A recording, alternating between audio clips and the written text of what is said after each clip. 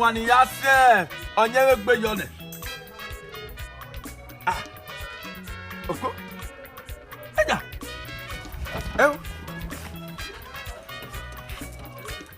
Mas não me deu na SD.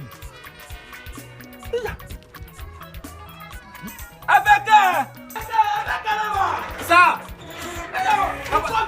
Sa. Onigho le pe to le yemo.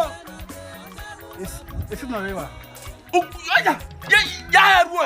Esse Onigho le te sa bonga na da pe na yemo. é bom mesmo. Voilà les mains. Voilà c'est les mains. Ah, é para não ser isso não é, Onigho le te sa bon. Ok. Ouais, ça polo et ben on se voit na oui ça polo. Ina mo ne no de. Na pe. Ewu Onigho le te sa bon e. Lo da wa pe na. O ya pe na ina mo ne no de. Na pe moto. Olórí ẹnu sapọlọ. Isi di mi meyin ki meya de. Waya to be gunwe. Waya to be gunwe. Egege. Waya to be gunwe. O sapọlọ wo ne. Lagos.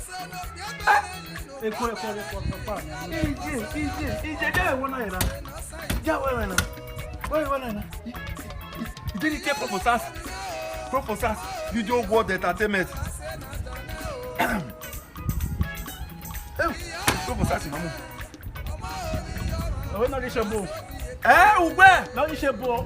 Yo, e na e. Proposals. Kunwe. Mo de gbe tra ri se bo we me no ta.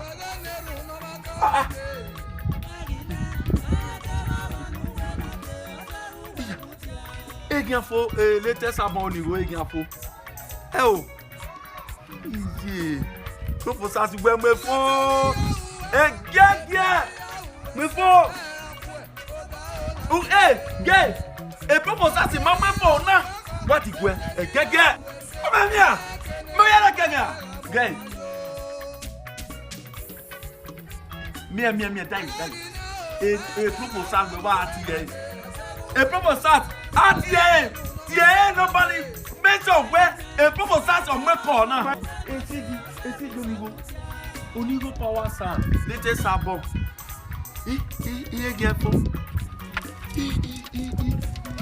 Yela mena CD ne. Awe iti Onigho do. Ogwe ya sogida. Iga mion. E kako na ina kie CD na wota do na ya fe ya mion. Ine ka we quality latest Onigho Eghiaenfo ya football ya mion. Kate oge proposal video world entertainment. Iga mion ba. Eri o kama me ledo. Technical latest album no ware kina.